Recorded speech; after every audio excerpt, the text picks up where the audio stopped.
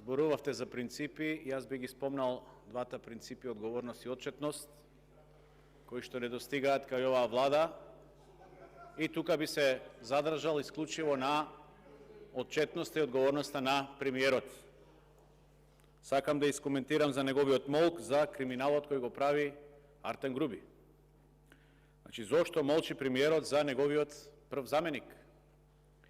Деновиве цело време на пресконференции ние како партија прашуваме за Дуќан од Вострогиот центар на Скопје, што го купил братот на првиот вице-премиер, фирма која работи со загуби.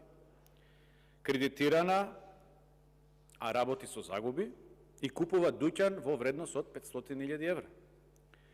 Дали се платени тие 500.000 евра? Од каде се тие пари, односно од кои бизниси се тие пари?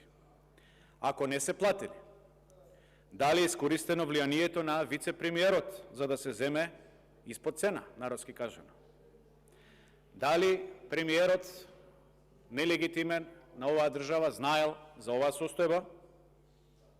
Дали му кажала вице-премиерката за добро владење, госпоѓата Славица Грковска? Што превземале и премиерот и вице-премиерката за добро владење? Ако не знаел, еве сега знае. Што ќе превземе и премиерот и вице-премиерката за добро владење? Дали се согласува премиерот на вакви настани, односно да ги одобрува овие случаи настани? Што ќе се случи ако некои други министри утре излезат со таков имот, односно со такви постапки?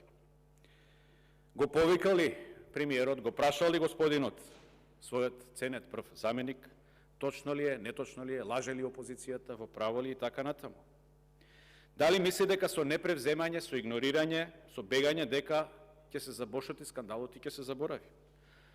Значи, што ако после овој скандал има и други објави за друг криминал?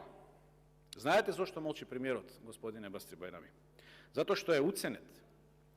Затоа што тој не е премиер, тој е обичен пион во рацете на Дуи и на Артем Груби. Му требаат нивните гласови за да остане на власт, оти ако не се тие, ќе се оди на избори. А после избори следи одговорност за се што и направи на Македонија. И на национално ниво, и на ниво од аспект на крадење на државата. Ви благодарам.